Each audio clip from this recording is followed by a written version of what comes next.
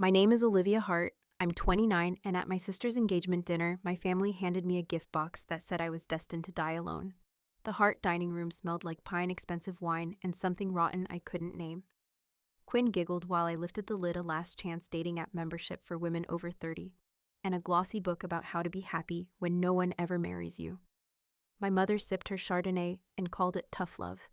My father stared into his bourbon like I wasn't even there.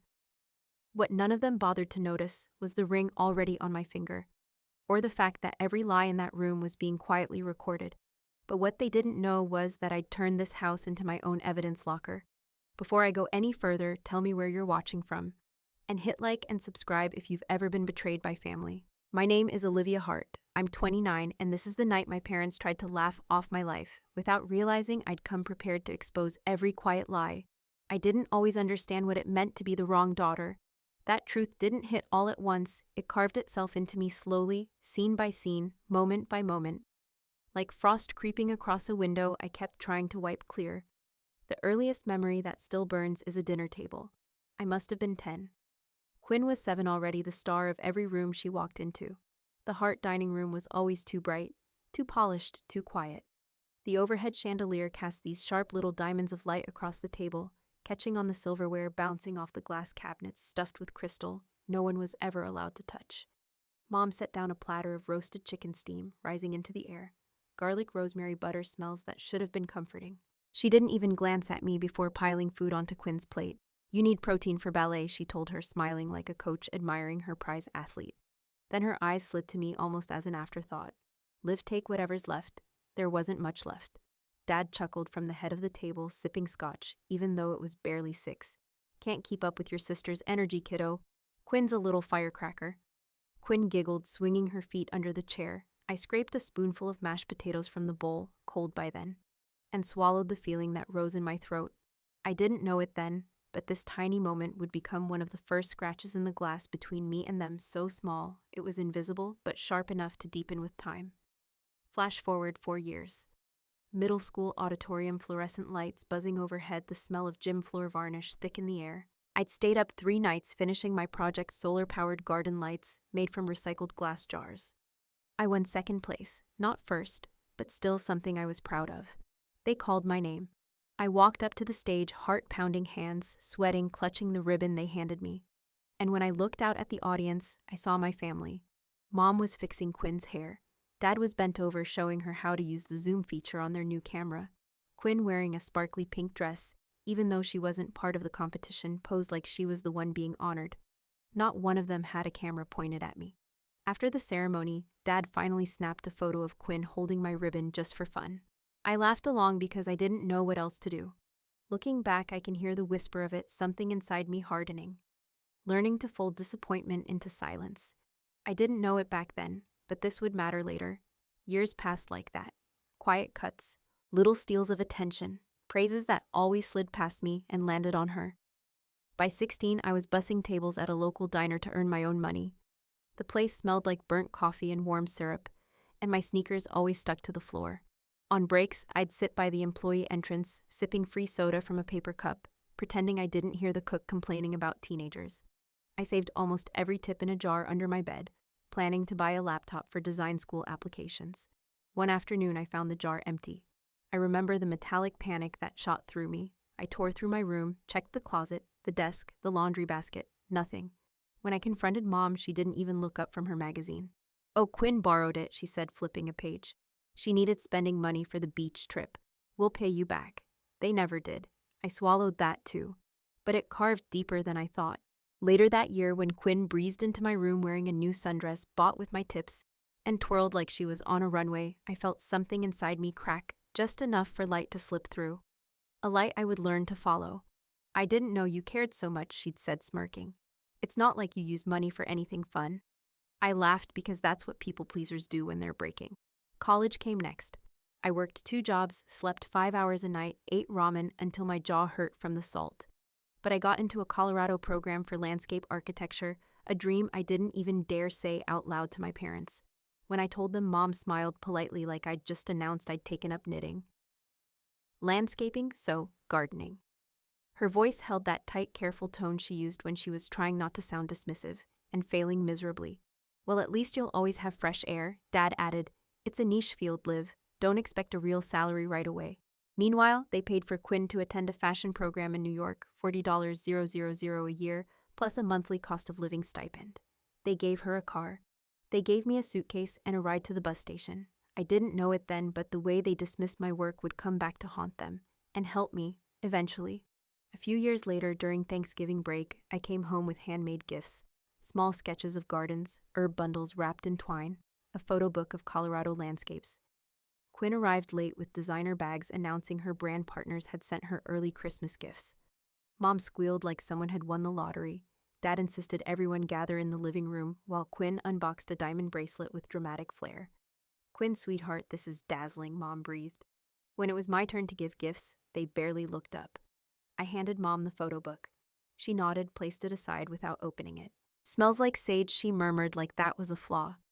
They gave me a scented candle with the label half peeling off. I smiled. I always smiled. But inside something tightened like a knot, pulling itself smaller. I didn't know that years later I'd sit in a room full of these same people and watch their faces twist when the lies finally turned on them. And I definitely didn't know I'd marry Noah. That part was fate or maybe mercy. We met at a networking event in Denver on a night when rain fell sideways and the wind snapped my umbrella in half. I stood under an awning, dripping and freezing, trying not to cry. A man next to me stepped sideways, lifting his umbrella just enough to cover both of us. You look like you're debating whether to quit life entirely, or just the event, he said, half smiling.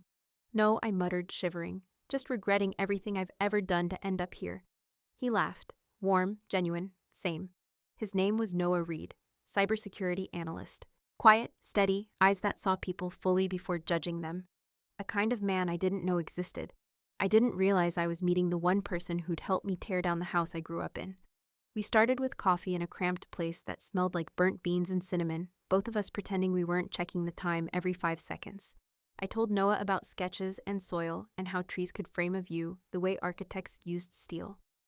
He told me about firewalls and passwords, about how most breaches didn't happen because the system was weak, but because someone trusted the wrong person.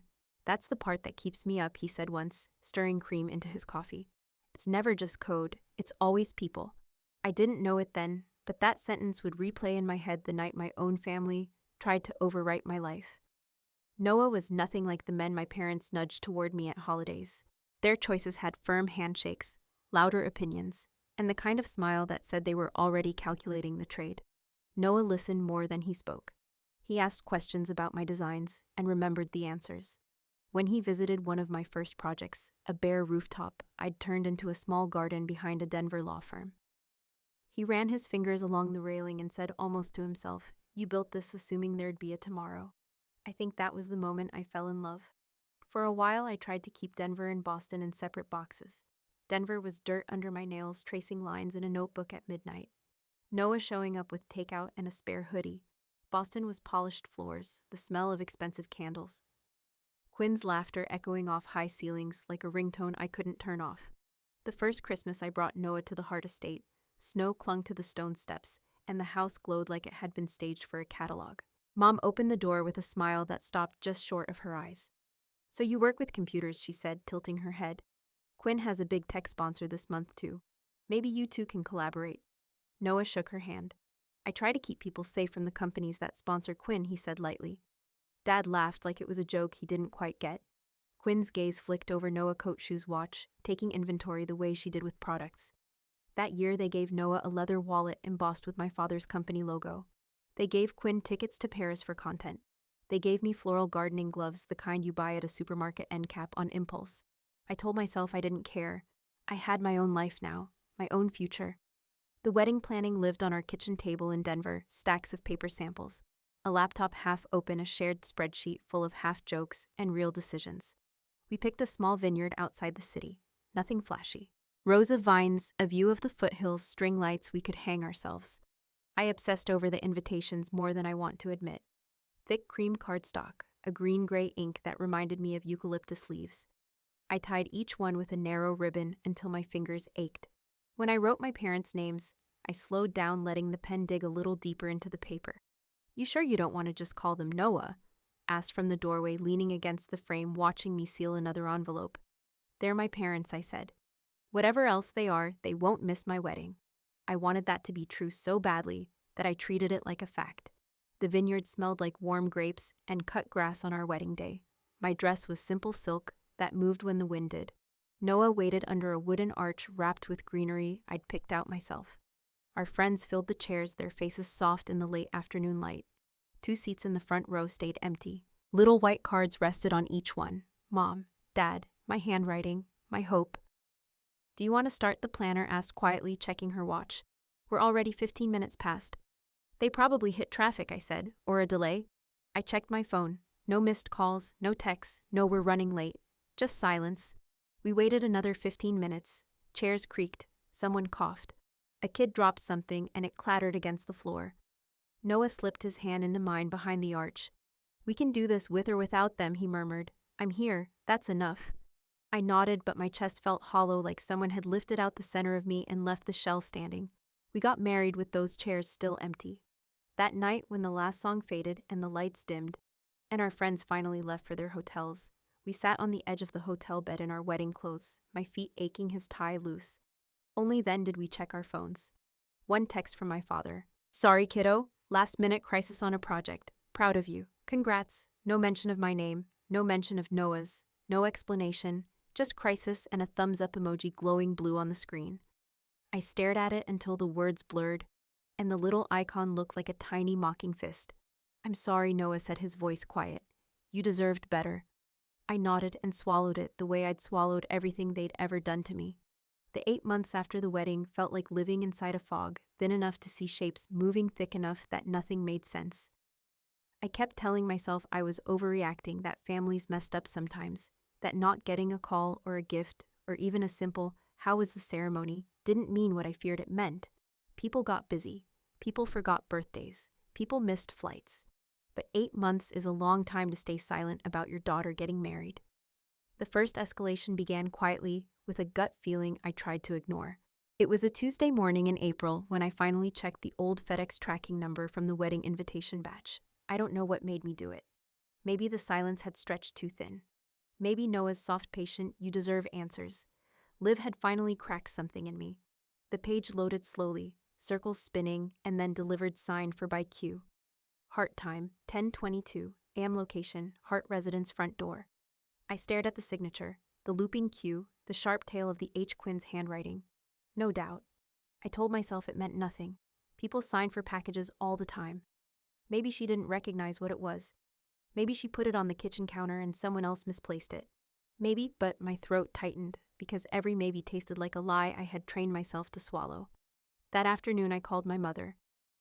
Mom, did the invitations ever arrive? Her voice drifted through the speaker, smooth, composed, and chilly as always. Invitations. What invitations?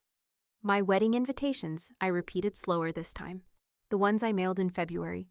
She made a soft, dismissive noise. Oh, honey, you should have followed up if you didn't hear from us. You know how unreliable delivery services are. You can't expect us to know every package that comes through the door. But they were signed for, I said. By Quinn. A long pause. Then I don't recall anything like that. You're probably remembering wrong. The words didn't hit me like an explosion. They hit like a quiet pressure, the kind that tightens slowly until you can't breathe. Gaslighting comes softly at first. Whisper light, reasonable. But reasonable people do not forget their daughter's wedding invitations. When I hung up, Noah was standing in the kitchen doorway watching me with a look that hurt to see. What did she say that I must be remembering wrong? He exhaled, leaning both hands on the counter. The tendons in his forearms stood out tight. That's not forgetting, Liv. That's rewriting.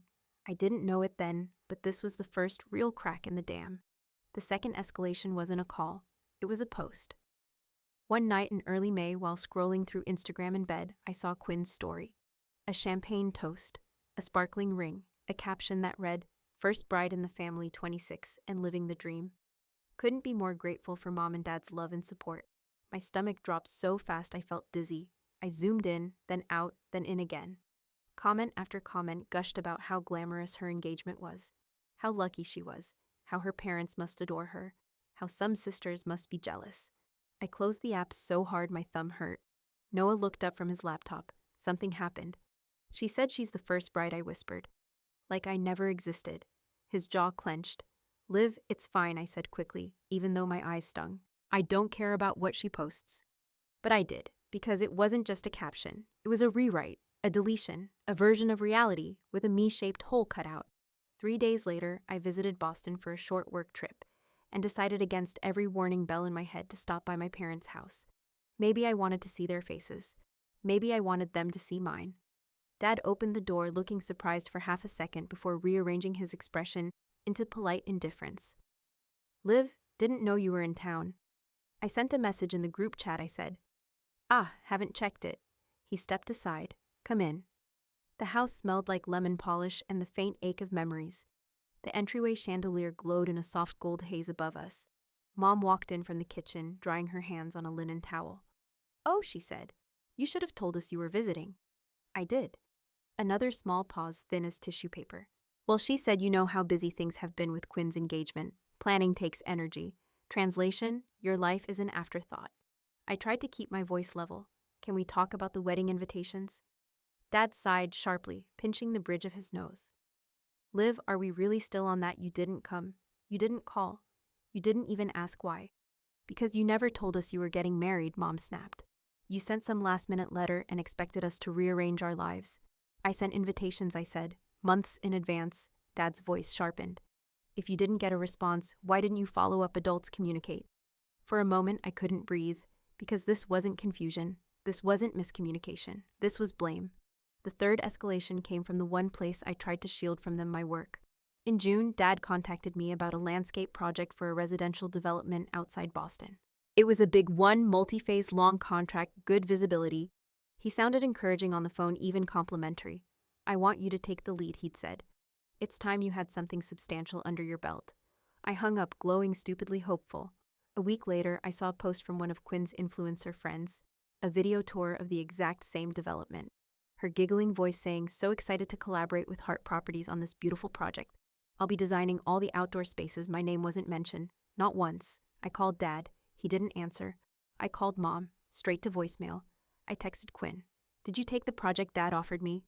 Her reply came instantly. Relax. It's business. You can handle the small stuff. I need the exposure. My hands shook. I showed Noah the message. He stared at the screen, expression going unreadably flat. Liv, he said quietly, this isn't favoritism anymore. It's theft. I laughed, but it came out brittle. It's always been this way. No, he said, not like this. I didn't know it at the time, but that project would become one of the leverage points that would later make the entire Hart Foundation crack. By July, the escalations were no longer subtle. Quinn FaceTimed me one afternoon, her face gleaming under ring light. I was knee-deep in a rooftop garden installation, hands dirty, hair tied back under the sun. You look earthy, she said, wrinkling her nose. Anyway, quick question. Are you ever going to have like a real wedding? Mom said yours was cute, but it wasn't exactly what I asked. She smiled sweetly. Elegant. I mean, it was basically a backyard thing, right? No wonder they were worried about traveling all the way for that. My pulse thudded in my ears. They didn't know because they never saw the invitations. She blinked innocently. Then you should have sent a reminder. You know they forget things. You can't rely on one delivery. I stared at her face, smooth-lit, perfectly composed, and for the first time I saw the truth. She wasn't confused. She wasn't protecting anyone. She was enjoying this. She ended the call with a laugh, saying, Anyway, don't feel bad. You're married now. Just don't make my engagement about you, okay? My hands shook so badly I almost dropped my phone. That night, after I told Noah everything, he didn't respond right away. He just sat on the edge of the bed, thinking, tapping his thumb quietly against his knee. Liv, he said finally, what if we really check? Check what I whispered. If the invitations ever made it past the front door, he said, if the email excuses make sense, if the system logs line up, if my family erased it on purpose, I finished. Noah nodded once firmly. I can look into the network, the security system, Evelyn's email filters. If you still have admin access. I do, I whispered. I set everything up when Dad built the house. I'm still listed on the documentation. He met my eyes, and I could see it, the shift in him, from comfort to strategy. I won't dig without your permission, he said, but if you want the truth, I can find it. My stomach dropped with a mixture of terror and relief, because part of me had always known. Do it, I breathed. I need to know. I didn't know it then, but saying those 2 words was the moment everything started to unravel. Noah started that same night. He sat at the dining table with his laptop open, glasses sliding down the bridge of his nose. The cool blue light turning the room into something colder, sharper. I stood behind him, arms wrapped around myself, feeling like I was watching someone open doors I'd spent years pretending weren't there. Okay, he murmured, fingers flying. Your father's system is old. No updates in 2 years. That's already concerning. He clicked again. Still has the same administrator. Me, I whispered. Yeah, which means I can legally access this as long as you authorize it. He glanced up. Do you? I swallowed hard. Yes. All right, he said. Let's start simple. Logs from the security system. Lines of code zipped upward. Noah leaned closer. Front door camera. February 12th. My breath caught. The day the package was delivered, he tapped a few keys. The footage still wasn't there, only a list of coded entries. But then cam 01 xt fd0 21220, motion detected 10:14:22 a.m. Cam 01 ext fd0 21220, video saved 10:14:23 a.m. Okay, he said softly. There's footage. He clicked again, saving the entire file to an external drive. And then he moved to the next system. Let's check Evelyn's email. I almost stopped him. Something about the idea made my stomach feel hollow. I don't want to invade her privacy, I murmured. Noah reached for my hand. You're not invading anything. You were set up as the backup on her account years ago. She approved it. This is your access. I nodded, heart pounding. He typed one more command and the settings opened. The inbox itself was closed, but the filters were visible. Rows and rows of rules, most harmless. And then one line made everything inside me go silent. Filter name wedding block if subject contains wedding and Olivia. Delete permanently. I stared at the words. The creation date, February 14th. 2 days after the invitations arrived. Noah kept scrolling. There's more. Another filter. Older. Years older. My pulse stumbled in my throat. Filter name scholarship notices. Archive delete. Wait, I breathed. What is that? He clicked to expand it. The rule triggered whenever words like fellowship award scholarship or application status appeared, especially if they included my name. Email notifications that would have gone to my parents when I was in high school, letting them know I'd been selected for programs, recommendations, opportunities, deleted, erased, gone before I ever saw them. A metallic taste filled my mouth. No, I whispered. No, that can't be right. Why would they? Noah's voice was soft but steady. You always wondered why none of your counselors followed up when you didn't apply. Why you never heard back from the design program director even though you were on their finalist list. He shook his head. Liv, it wasn't you. I pressed a hand over my mouth. It felt like the floor had tilted, like my entire childhood had just cracked through the center. I didn't know, I whispered. I didn't know they were doing that. Of course you didn't, Noah murmured. You trusted them. The word trust felt like a bruise. He kept digging because I told him to. Because at that point I needed everything. The whole truth. No more shadows. No more pretending that the small wrongs weren't connected to something much darker underneath. The next discovery was almost quiet compared to the rest. A simple spreadsheet stored in a shared folder between Dad and Leonard Blake. I recognized it immediately. Dad's project list. His handwriting scanned in the corner. Little notes scribbled next to each item, but beside my name they had written emotionally reactive. Not reliable under pressure. Recommend Quinn for public-facing roles. My throat closed. Noah read it twice, lips pressed into a thin line. They used your supposed instability to justify giving Quinn everything. Another scribble read, Liv's architecture focuses inconsistent, not ideal for large-scale clients. That's not even true, I whispered. I know, Noah said, and so do they. He clicked again, and here's the kicker. A line highlighted in yellow, wedding invite confusion, assume exaggerated. Defer discussion until after Blake merger. Exaggerated. They thought I imagined my own wedding, or worse, they wanted Leonard to think that. My vision blurred. I felt Noah's hand at my back. Hey, he whispered. You don't have to keep reading.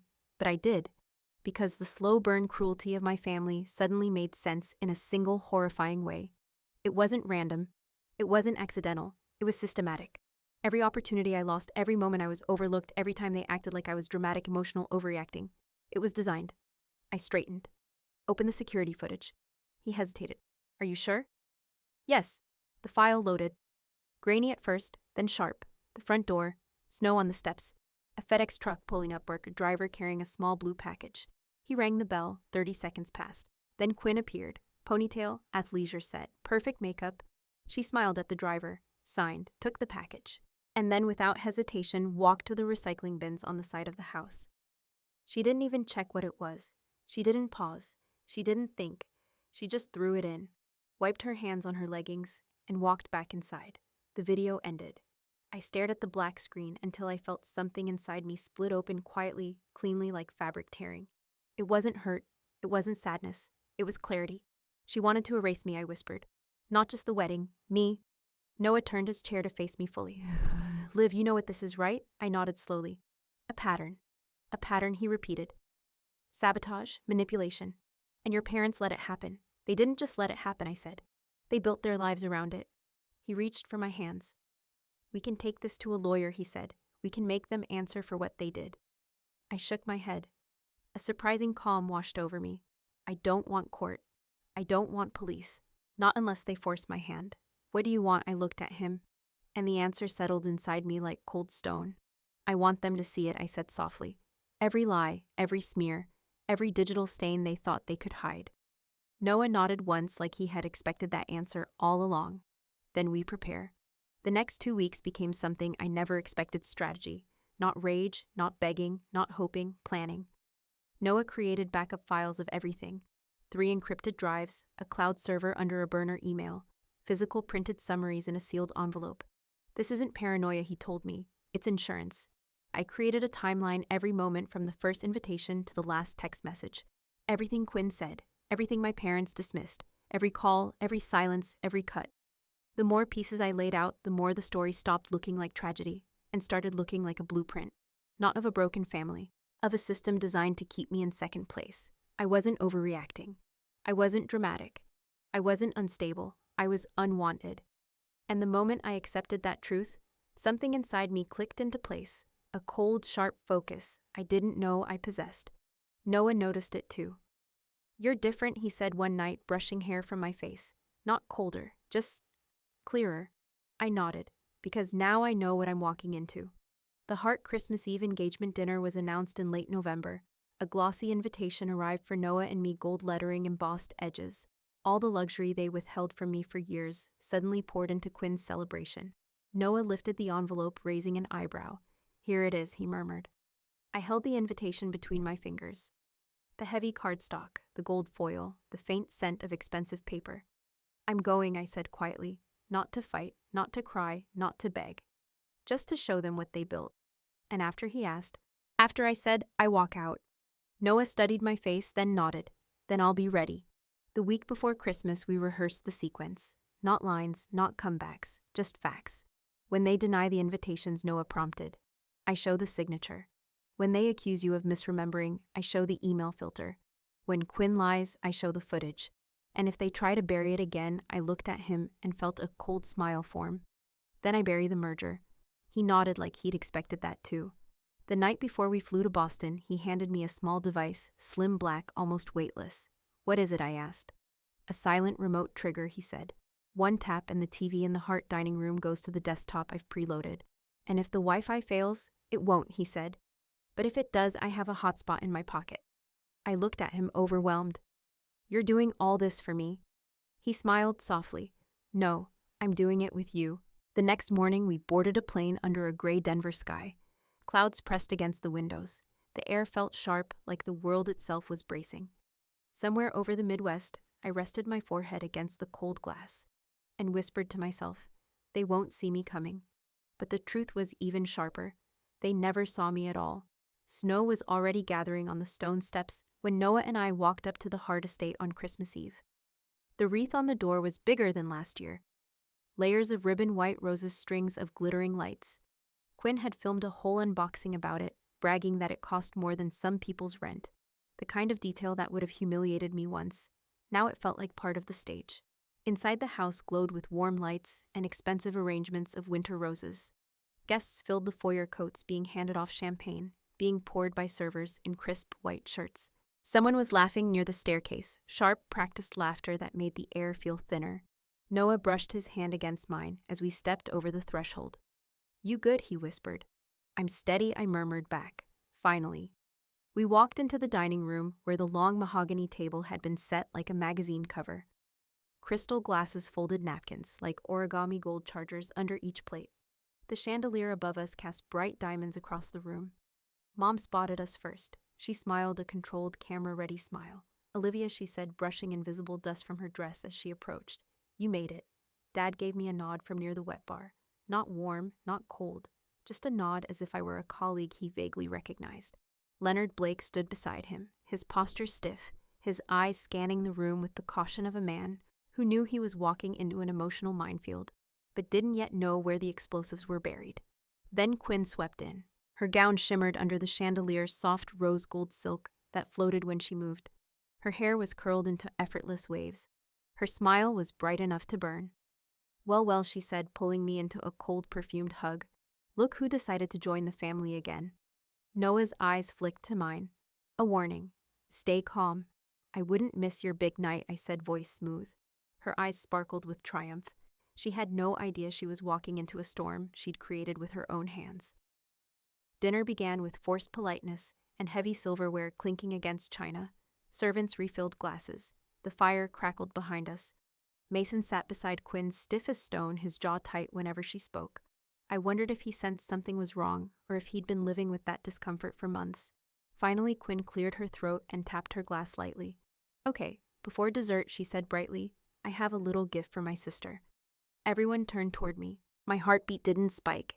It just slowed steady cold, like preparing for surgery. Quinn reached under the table and lifted a cream-colored box wrapped in a pink satin bow. I didn't touch it. She reached across the table and placed it in front of me with exaggerated care. Open it, she said. The sweetness in her voice spreading like poison. I lifted the lid. There it was. A sparkly membership card to Last Shot Love, an app for women who don't want to die alone, and a glossy book, How to Find Happiness When You Grow Old Alone. A ripple of laughter moved around the table. Mom smiled into her wine. Dad rubbed his thumb along the rim of his glass like he was bored. Even a few guests chuckled. Only Mason didn't laugh. He stared at Quinn like he was seeing something he didn't want to admit was real. Quinn leaned forward. Just a little push, Liv. You know, since nothing's happening in your love life. My voice was soft when it finally came out, but something did happen. She blinked. What? I lifted my eyes, meeting hers directly.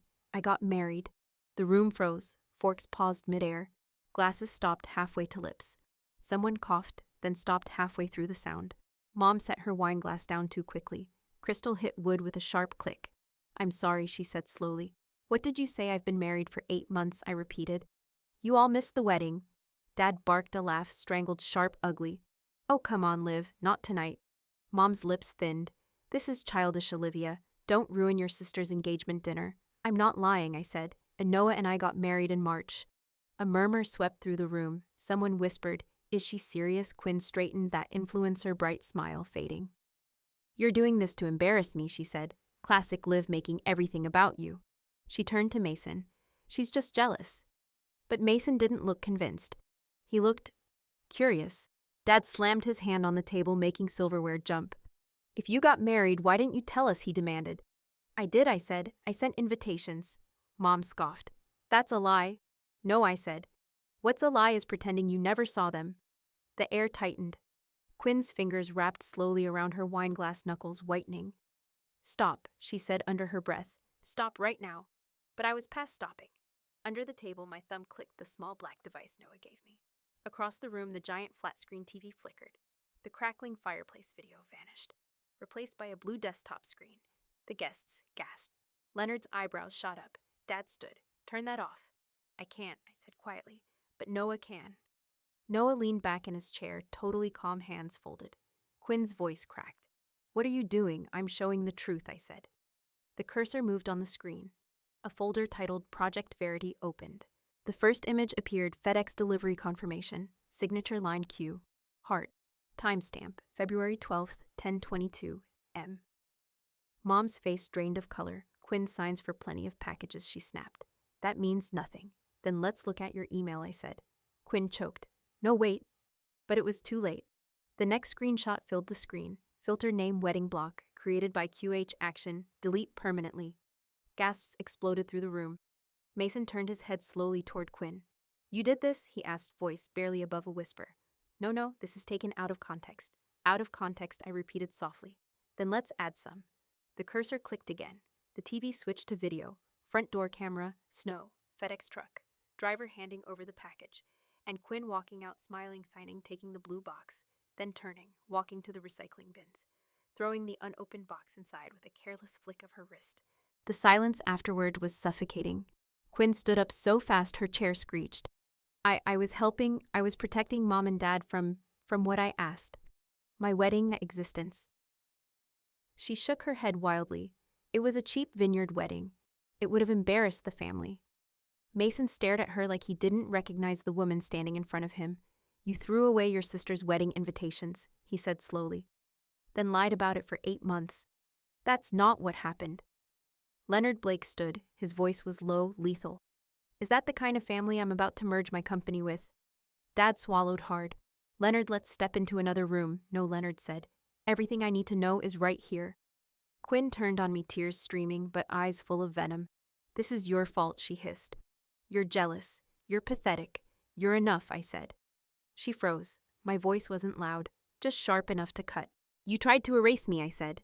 And when that didn't work, you tried to humiliate me. But you forgot something, Quinn. What? She spat. I build systems, I said. And you left a trail in everyone. Mason pulled the engagement ring off her finger. The diamond caught one last glitter of chandelier light before he set it on the table between them. We're done, he said quietly. I don't marry someone who destroys her own sister. Quinn stared at the ring, trembling. Mom stood abruptly. This is getting out of hand. Leonard turned toward my parents.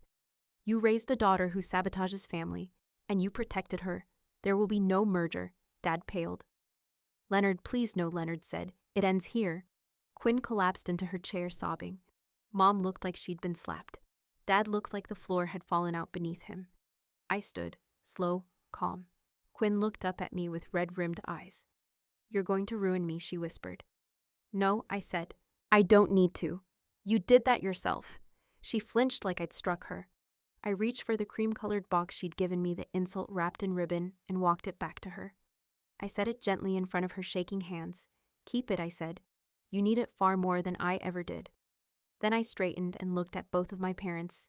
For years, I said quietly, you taught me that silence keeps the peace, that shrinking myself made the family stronger, that my pain was just immaturity. Tonight you saw the truth you spent decades hiding. Mom's lips trembled. Olivia, wait, no, I said. I'm done waiting. I walked out of the dining room, through the foyer, past the sweeping staircase where we used to take Christmas photos, past the polished floors that reflected a version of family we never actually were. When my hand touched the front door handle, I heard Dad call my name, not gently, not lovingly, just afraid. I didn't turn around. The door closed behind me with a heavy thud, an ending, a beginning, and a final verdict all at once. Snow hit my face as I stepped into the night, cold, sharp, alive. Noah followed me out a moment later, his coat already in his arms. You did it, he murmured. I exhaled a long, trembling breath I felt all the way down to my bones. They finally saw me, I said. Not the daughter they invented. Me? He took my hand. And that's just the beginning. Behind us, the Hart estate glowed in the snow like a beautiful shell, ornate, polished, and empty on the inside. Ahead of us, the driveway stretched out into darkness. I chose the darkness because it was mine. 3 days after the Christmas Eve disaster, a FedEx truck rolled up to our little Denver duplex like the universe hadn't shifted. The sky was flat gray snowmelt dripping from the gutters. I watched from the kitchen window with a dish towel in my hand. The driver dropped a flat box on the porch and left without knocking. Noah glanced up from his laptop. You expecting anything, he asked. No, I said, not from anyone who sends overnight guilt. We both knew it was from my father before I even opened the door. Hart Properties' letterhead was taped across the top. Inside, a check so thick it almost bowed the paper. $50,000. Beneath it, a single printed note, for Olivia, to help you move on. We all said things we regret. Let's agree not to involve outsiders or the press. Love, Dad. No handwriting, no apology, just a price. Noah came to stand beside me, reading over my shoulder. What does it feel like, he asked. Like hush money, I said. Like buying a rug big enough to shove a crime scene under.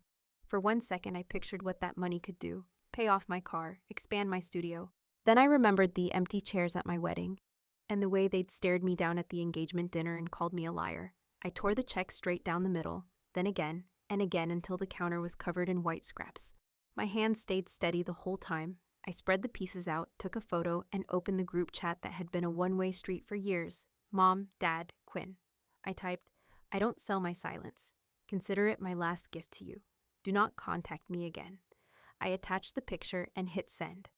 The little typing bubble appeared, disappeared, came back.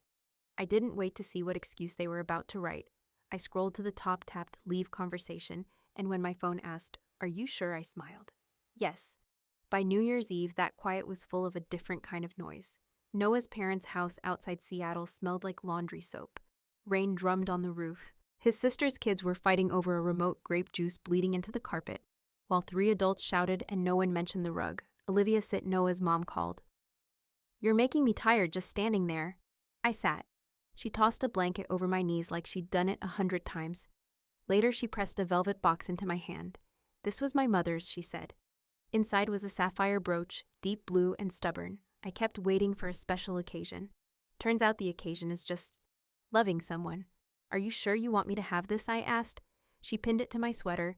Your family, she said. That's the reason. Just before midnight, Noah pulled me onto the back porch.